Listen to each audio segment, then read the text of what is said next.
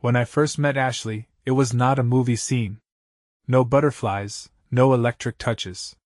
We met because her friend knocked over a display of wine bottles at the grocery store, and I caught the last one before it hit the ground. She laughed, told me I had good hands, and before I even knew what was happening, I was trapped in something that felt like fate but was probably a long, slow execution. She was stunning in a way that made other women shift uncomfortably when she walked into a room, but it was not her looks that got me. It was how she made me feel like I was chosen, like out of everyone in the world she had picked me. That illusion was strong enough to blind me for years. Our wedding should have been the first slap in the face. I still hear her voice sometimes, the fake sweetness layered over steel when she pulled me aside after the ceremony. She was so insistent, so perfectly fragile when she said it. "Ethan, if you ever see Tyler at any of our events, please, just walk away. Disappear. Promise me." I was so wrapped around her finger that I promised without even asking why the hell her ex would even show up in the first place. That's the kind of man I was, loyal to the wrong goddamn person. When Tyler showed up at the reception later that night, standing near the open bar like he belonged there, I remembered her words and disappeared into the crowd like a trained dog. I never asked questions. I never demanded an explanation. And that was my first real mistake, trusting her more than I trusted my own gut. Fast forward 3 years and I started noticing little things that did not sit right, like fingerprints on a mirror too high for me to reach or her laugh echoing from the backyard when she was supposedly on a work call inside. But every time I brought it up, she flipped it back on me, eyes wide with manufactured hurt, making me feel like some paranoid jerk for even questioning her. I stayed silent longer than I should have. I swallowed every suspicious thought, packed it deep inside, convincing myself I was just stressed, just imagining things. But the truth is teeth, and sooner or later, it bites. The real avalanche started one Thursday night around 11. I came home from a late meeting, loosened, brain fried, craving nothing more than a shower and sleep. The house was dark except for a soft glow from the kitchen. I figured she had fallen asleep watching TV again. But when I stepped into the kitchen, there she was, not sleeping, not alone. Ashley sitting at the kitchen counter, wine glass in hand, laughing low and close with Tyler. Tyler, who was not supposed to be anywhere near us ever. Either of them noticed me at first. They were too wrapped up in whatever secret joke they were sharing. His hand was on hers casually, like it belonged there. My stomach flipped so hard I thought I might throw up right there on the tile floor. For a second, just a second, I stood there frozen, the scene burned into my brain. Then Ashley's head turned and she saw me. For the briefest flash, something ugly crossed her face, not guilt. Annoyance. Like I was the one intruding. She pulled her hand away slowly like it was a chore and stood up, tilting her head at me with that same fake sweetness she had used at the wedding. "Oh, Ethan, you re home early." "Early?" It was almost midnight. I did not answer. I just stared at her, waiting, daring her to explain. Instead, she brushed past me, her perfume thick and cloying, and poured herself another drink without missing a beat. Tyler stood to straightening his jacket like he was getting ready to leave, but not fast enough. Not nearly fast enough. Something in me snapped then, not violent, not loud, just this pure cold clarity. I was not going to play dumb anymore. I was not going to pretend I did not see what was right in front of me. I looked right at her and said, "You want to explain what the hell is going on?" She smirked. She actually smirked. "Relax, Ethan. We're just catching up. Old friends. Maybe if you paid a little more attention you'd know that." That's when Tyler had the sense to mumble something about having to go. He did not even look me in the eye as he slipped out the back door like the coward he was.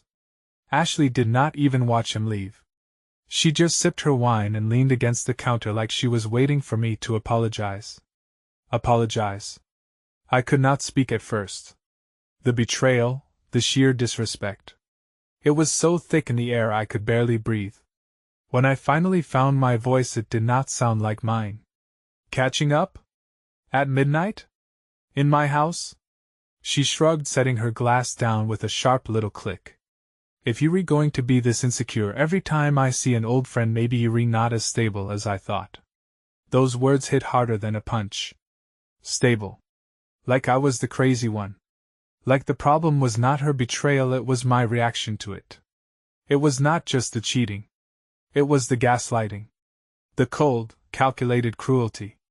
And standing there in my own damn kitchen, looking at the woman I had trusted with my whole life, I realized something deep and brutal. This was not a mistake. This was not a one-time thing. This was who she really was.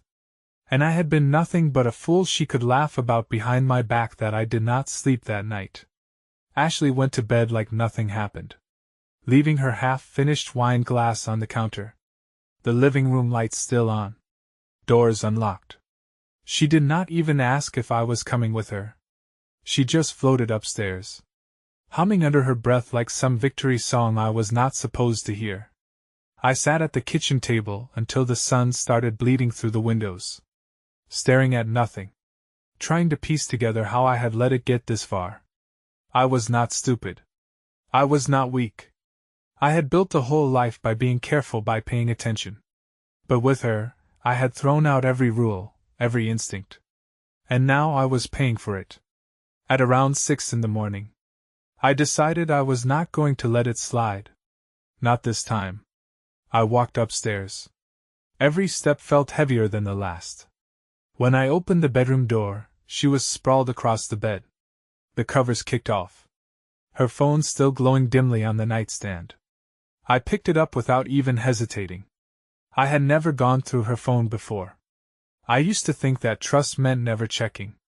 That trust was sacred. What a joke. There were no clever hiding spots, no secret apps.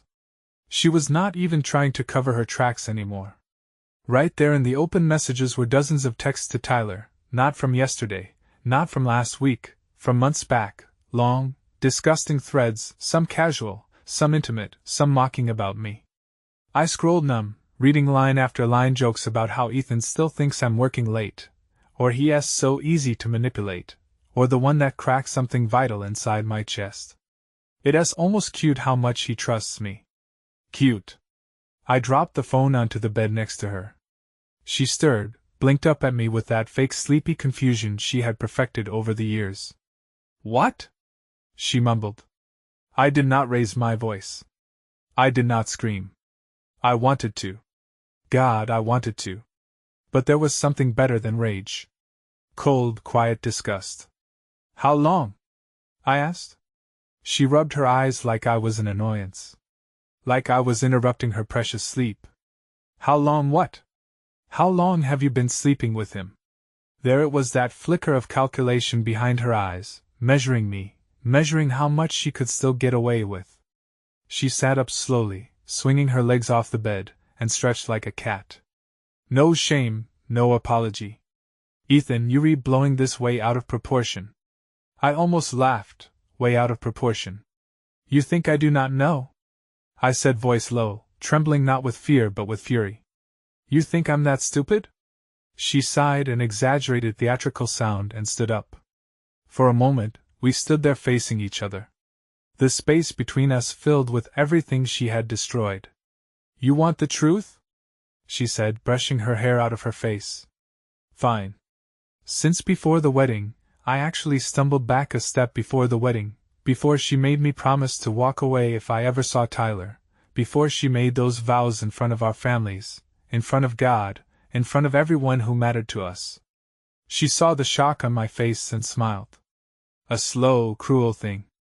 At our ceremony, she said, voice like poison. I asked you to keep him at a distance. So you walked away, disappeared, and never looked back. That was the moment I knew I could do whatever I wanted. The room tilted. I gripped the doorframe to stay upright. She had planned this. Or if not planned, at least realized during the most important moment of our lives that I was the perfect fool. And instead of being ashamed, she stood there proud of it. I think some part of her wanted me to hit her, to scream, to collapse, to make her feel powerful. But I did not give her that satisfaction. Instead, I stepped aside and said quietly, get out. She laughed, a sharp, cruel bark of a sound. And go where? She said, walking toward me like she owned the whole damn house.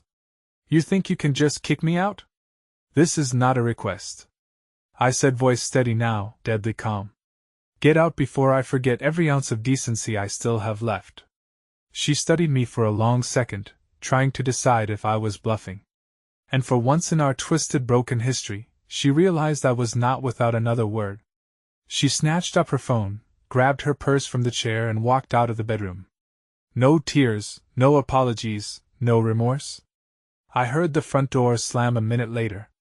And then there was silence, heavy, choking silence. I sat down on the edge of the bed and let it wash over me. The grief, the rage, the sick, hollow relief. It was not over, not even close. But for the first time in a long time, the lie was broken. And all that was left was the ugly, brutal truth. The silence did not last long, barely an hour after she stormed out. My phone buzzed. One message, then another, then a flood, all from Ashley. First they were calm, almost sweet. Ethan, let us be adults about this. I know you're hurt. But we can talk. You're overreacting. Please come to your senses. I did not answer. 5 missed calls later. The tone shifted.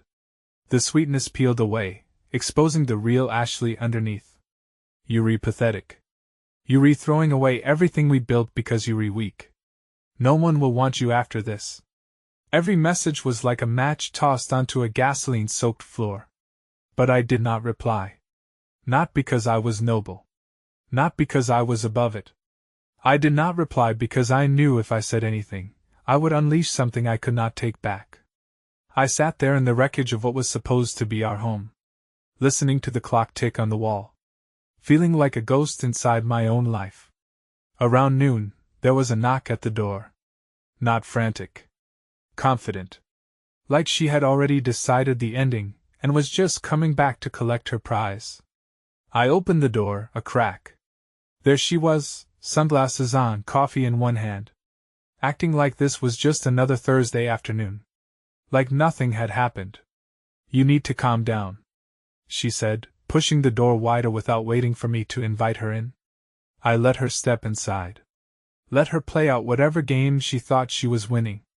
She took a casual sip of her coffee and looked around like she was inspecting damage she had no part in causing. I get it. You feel betrayed, she said, setting the coffee down on the counter. But marriages survive worse than this. We can work through it. It's not like you're perfect either. I stared at her, stunned by the audacity. What the hell are you talking about? I asked. She shrugged, tossing her bag onto the couch like she owned the place. You're boring, Ethan. You live like an old man. Work, home, sleep. It's exhausting.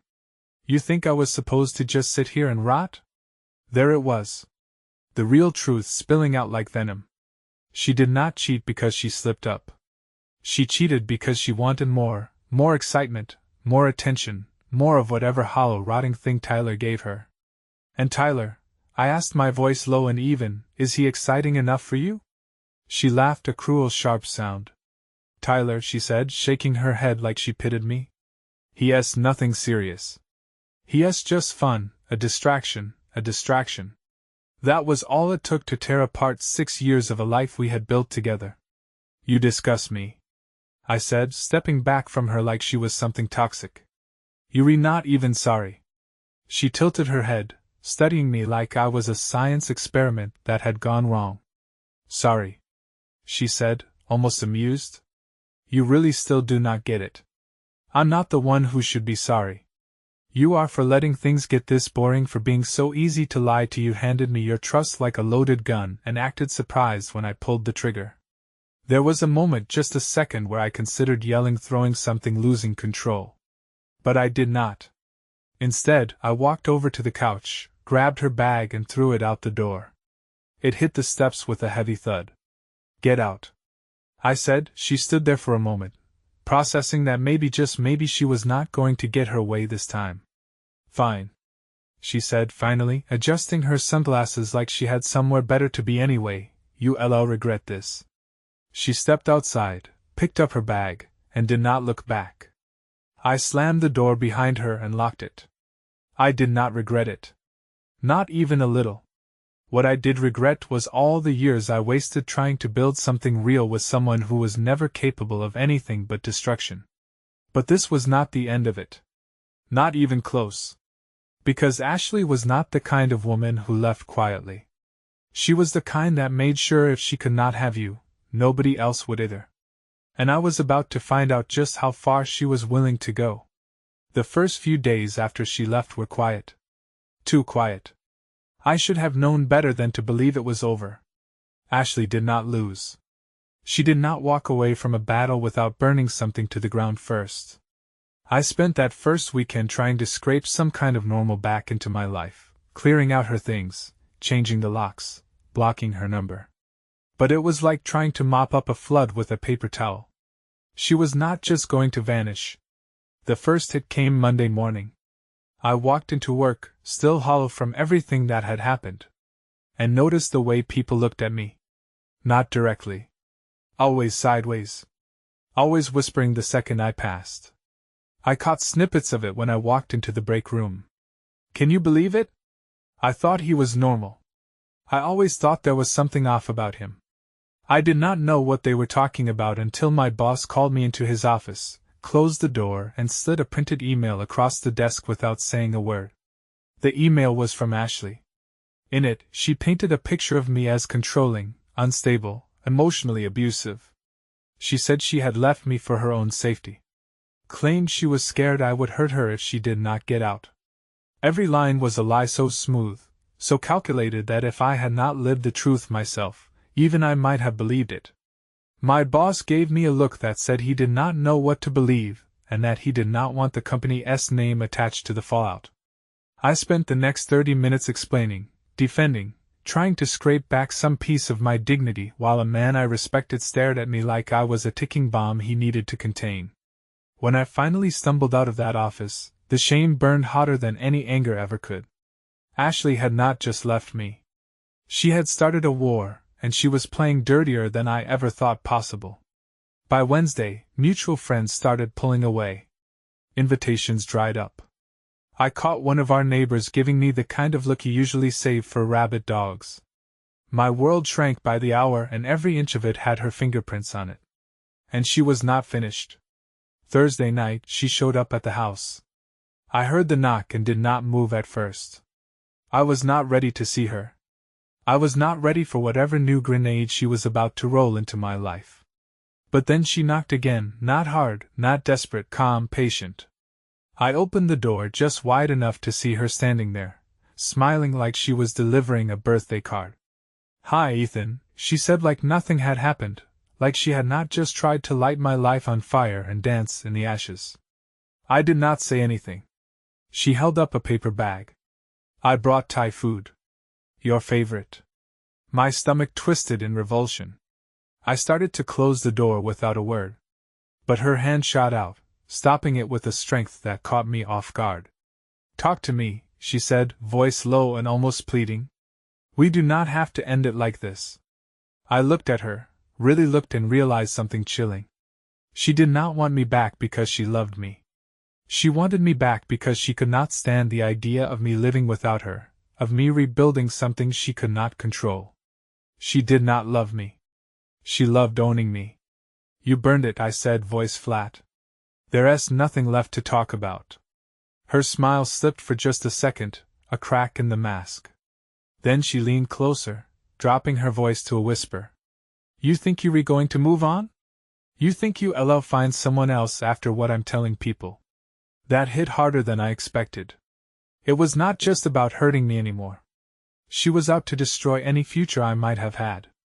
I slammed the door in her face. She did not knock again. Did not call out. She just stood there for a long moment. Then I heard her footsteps retreat down the porch stairs. I watched her through the window as she got into her car, sat there for a minute, and then peeled out of the driveway.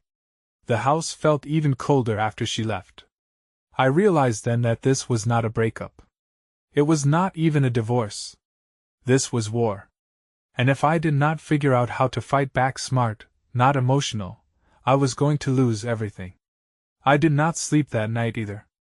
I sat in the dark, every light off, thinking about every move she had made, about how easily she had flipped the narrative, about how easily people believed her. And the worst part was she was not even afraid of me. If she had been truly scared, she would have stayed away. No, Ashley was not scared. She was performing, crafting an image, setting the stage. I realized something brutal as I stared into the dark. If I did not fight back, she would erase me, not just from her life, but from everyone else's memory too. She would destroy my name, my reputation, my career, and smile while doing it. I needed a plan, not rage, not chaos, cold surgical precision. I spent the next day doing exactly what she would never expect, being silent. No angry texts. No calls. No shows of emotion she could twist against me. Instead, I gathered everything, every saved email, every text message, every picture, every accidental confession she had sent when she still thought she had me hypnotized. I backed up everything 3 times, printed it out, stored it in a cloud account she did not know about, and gave a hard copy to a lawyer I hired quietly the next morning. The lawyer, a sharp, cold woman named Jessica, did not waste time pretending to be sympathetic.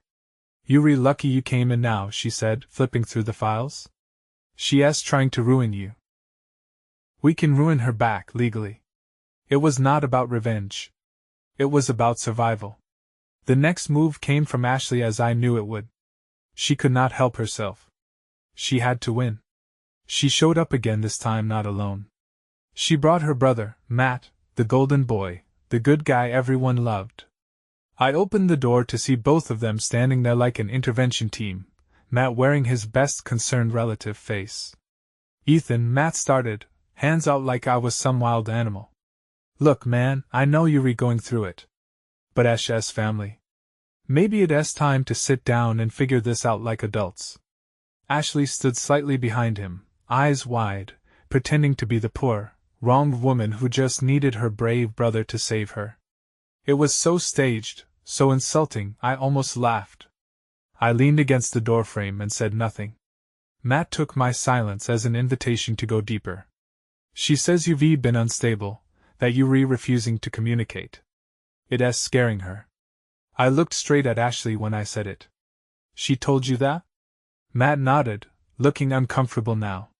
Some part of him, some tiny part, probably realized he was being used, but he could not bring himself to admit it. Ashley smiled at me, just a ghost of a smile. "A warning. Stay quiet or I'll bury you deeper." I did not stay quiet. Instead, I stepped back inside, grabbed a folder from the table, and handed it to Matt. Confusion flickered across his face, but he opened it. It took about 30 seconds of reading before the blood drained from his face. Screenshots, messages, dates, details, proof that Ashley had not just been lying to me, she had been lying to everyone. Matt looked up at his sister, horror dawning in his eyes. "You told me," he started. Ashley snatched the folder from his hands and threw it to the ground, pages scattering across the porch like dead leaves. "Do not listen to him," she snapped, her mask cracking right in front of me. "He's manipulating you. That's what he does. He's dangerous." Matt did not move. Did not defend her. He just stared at her like he was seeing a stranger for the first time. Ashley realized in that moment that she had lost control of the room. And if there's one thing Ashley could not survive, it was losing control. "You think anyone's going to believe you?" She spat at me, her voice high and trembling. "After everything I've told them?" "I do not need everyone to believe me," I said calmly. "I just need enough." The silence after that was suffocating. Matt finally muttered something about needing time and walked off down the driveway, leaving Ashley standing there alone, shaking with fury. She turned back to me, face twisted with hatred. "You think you've won?" she hissed. "You have no idea who you're dealing with." "I do now," I said, and shut the door in her face. I leaned my forehead against the wood, breathing hard, feeling the adrenaline flood through me. This was not over. She was not finished. Ashley was the kind of storm that destroyed everything in her path when she realized she could not have it. But now, for the first time, I was not standing in the storm begging for mercy. I was ready to fight for 2 weeks after that last confrontation. There was nothing. No calls. No texts. No surprise visits. It was a silence so heavy it felt like standing in the eye of a hurricane, that eerie, sick feeling that something even worse was coming. I stayed ready. I kept my head down. I met with Jessica twice a week, prepping every possible defense for whatever Ashley might try next. I thought I was being smart. I thought I had outplayed her. I was wrong. On a Wednesday afternoon, while I was sitting in Jessica's office reviewing a document, her assistant rushed in, pale as a ghost, holding a thick envelope. "You need to see this," she said, breathless. Inside the envelope were court papers. Ashley had filed a restraining order against me. Not just that, she had also filed a lawsuit claiming emotional distress, loss of income, and harassment in her affidavit. She painted a vivid picture of herself as a terrified, broken woman trapped by an obsessive ex-husband who was unhinged, vindictive, and dangerous. She claimed I had been stalking her, that I had threatened her, that I had tried to sabotage her career by spreading false information about her to friends and employers. And the worst part, she backed it up with forged evidence, fake screenshots, falsified emails, altered timestamps that made it look like I had been sending her threats in the middle of the night. Jessica slammed the file shut with a curse under her breath. "This is not just a play for sympathy," she said grimly. "She is trying to destroy your credibility." Permanently, it felt like the ground fell out from under me. I could not breathe. Could not think. I had known Ashley was vicious. I had not realized she was capable of this level of calculated destruction.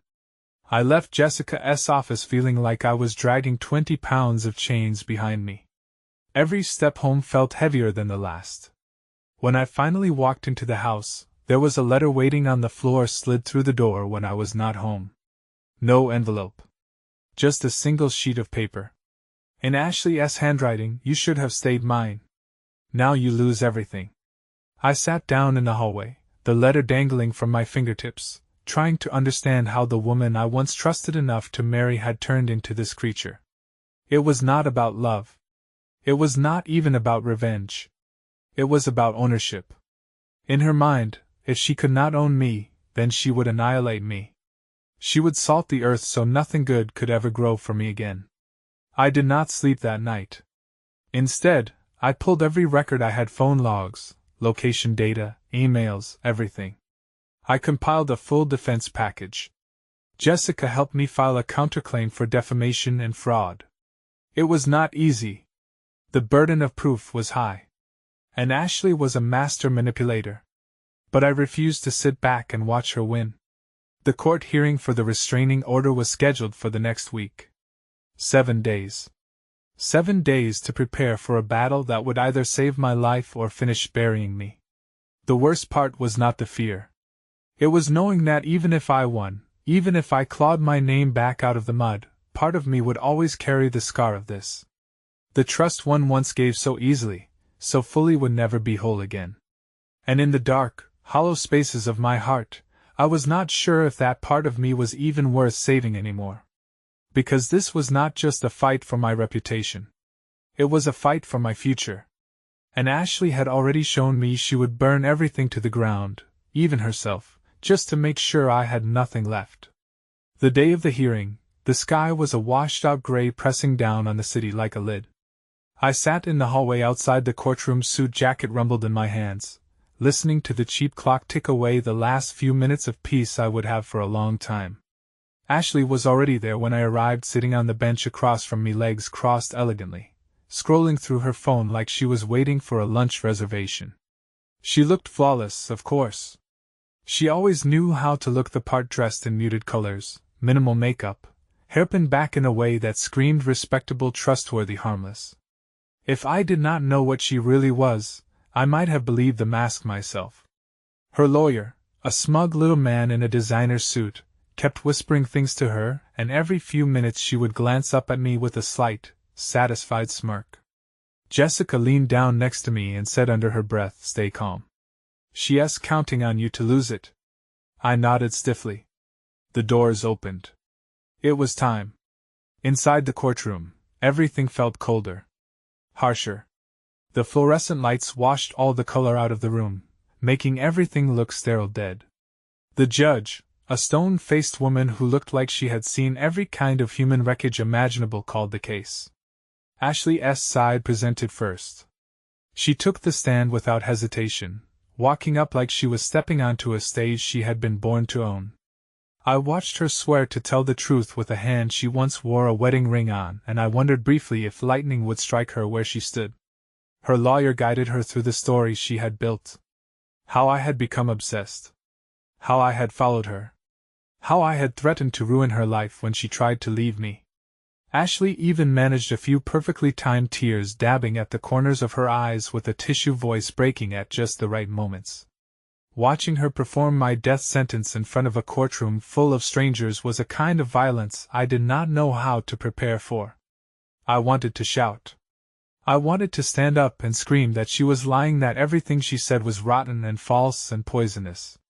But I stayed frozen in my seat, hands clenched so tightly my nails dug into my palms. Because Jessica was right. If I lost my temper, I would lose everything. Then it was my turn. Jessica called me to the stand, and for a moment every step I took felt like I was dragging iron weights behind me. I sat down, raised my hand, and swore the oath. My voice did not shake. Not because I was not terrified, but because there was nothing left to fear. Ashley had already taken everything. Jessica moved quickly, efficiently. We presented the real evidence. The unaltered phone logs. The real timestamps. The original emails that Ashley had twisted.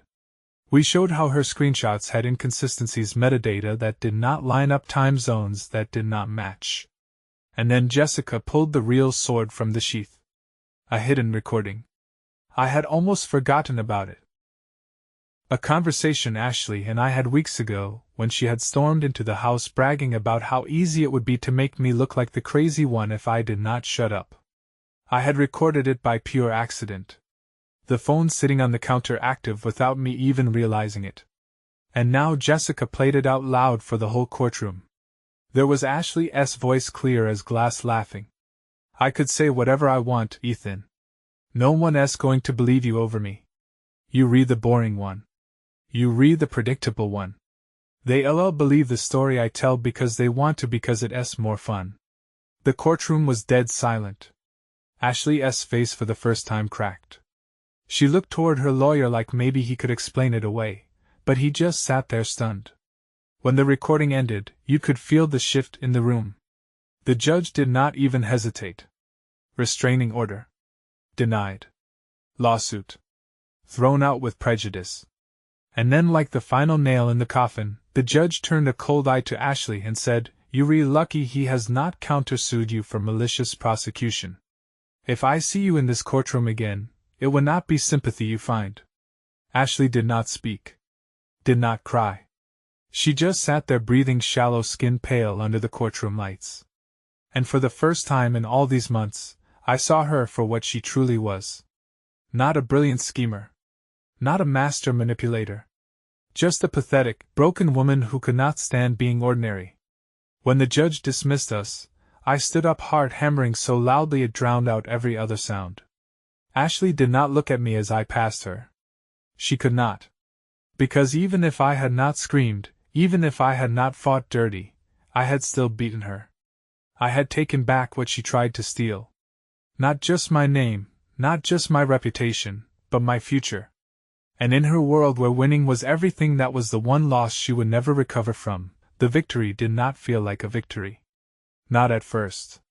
Walking out of that courthouse, the air did not taste any sweeter. The sun did not shine any brighter. It just felt empty. Like winning had cost me something I had not even realized I was gambling with. Jessica clapped me on the shoulder and said something about how proud she was of how I handled myself. I barely heard her. I nodded, thanked her, but my mind was somewhere else, already replaying the courtroom scene, already feeling the hollow burn of everything Ashley had tried to tear down. Outside the courthouse, Ashley was standing at the bottom of the steps. Waiting. She did not look like the queen she always pretended to be. She looked small. Defeated. But there was still something in her eyes. That same glint of stubborn malice. like if she could not win, she'd at least take a piece of me with her when she fell. I could have walked past her. Could have ignored her completely. But some part of me, maybe the part that still needed to drive the final nail into the coffin, stopped.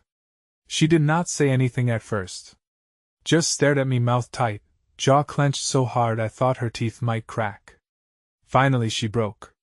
"You think you're free now?" she said, voice low, sharp enough to cut. "You think any of this makes you clean?" I did not answer. Because there was no point. She was not looking for an apology. Or an explanation. She was looking for something to sink her claws into, a final thread she could pull. When I did not take the bait, she stepped closer. "You'll never find someone like me again," she said, voice shaking not from fear, but from pure rage. "No one's gonna love you like I did." I stared at her, at the woman who once smiled at me across candlelit dinners, who whispered promises in the dark, who said she would be my home. And all I could feel was this heavy, solid thing settling in my chest. Relief. Finally clear and clean. "I know," I said quietly. "That's the point." Her face crumpled just for a second, and then she turned on her heel and stormed away, heels clicking furiously against the concrete. It should have felt triumphant. It did not. It just felt necessary. The next few weeks were a slow process of dismantling what was left of the life we had built together.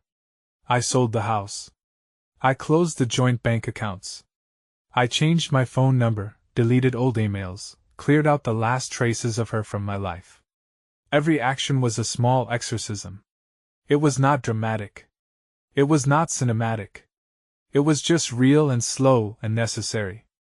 Every so often I would get the itch to check to see if she had posted something online, if she was already rebuilding, already crafting her next mask. But I never did. I let her rot in the past where she belonged.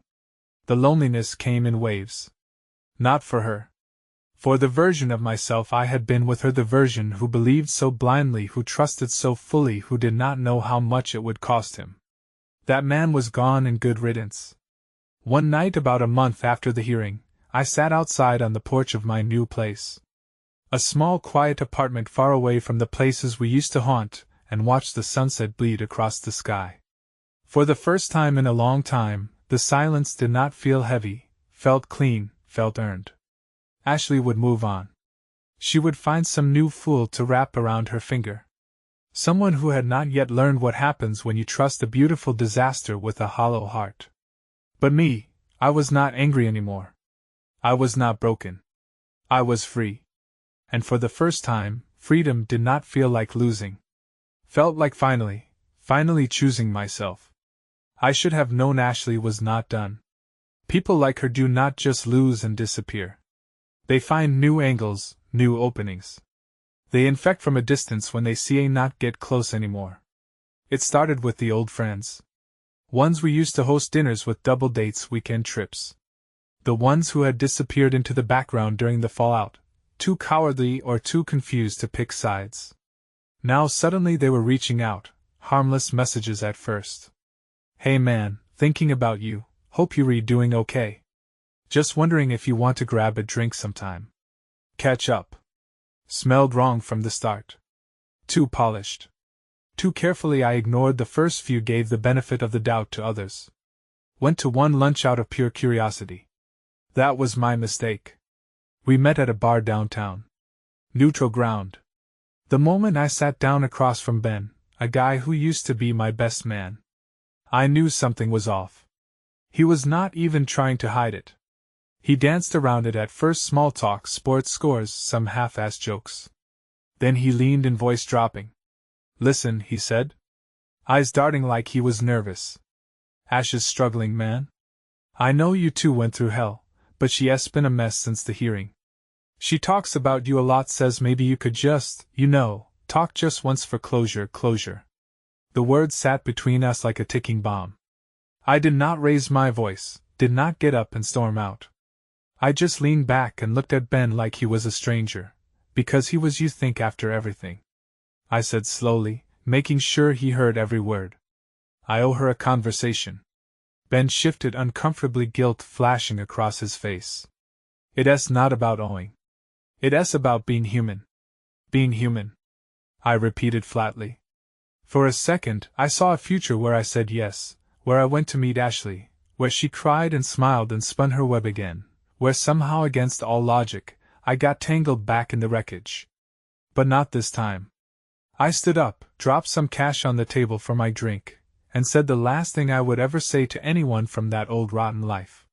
Tell Ashley, I said quietly, the dead do not talk to the living, then opened his mouth to respond.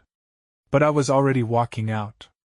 I changed my number again that night, blocked anyone who so much as whispered her name in my direction, burned the last of the old photos I had stupidly kept in a box under the bed, not out of anger, not out of hate, out of survival. Ashley was a disease, one that did not kill you with knives or poison, but with slow, careful erosion of everything good inside you. And I was not going to let even a memory of her rot away the new life I was finally starting to build. She sent one last message before everything went dark.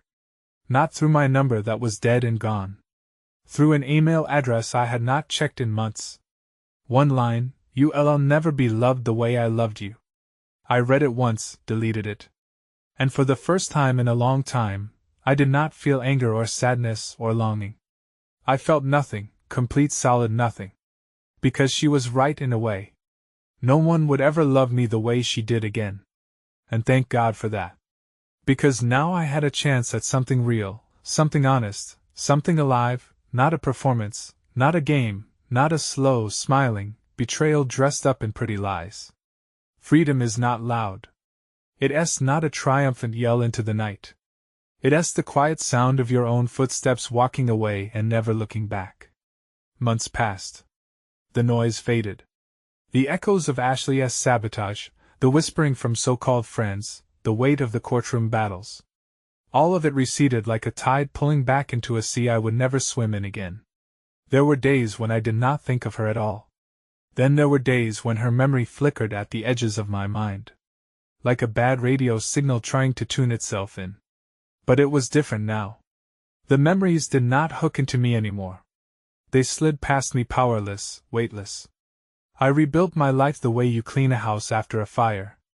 Not by trying to save the old structure, but by tearing it down to the bones and starting from the dirt. New city, new people, new routines. I did not chase distractions.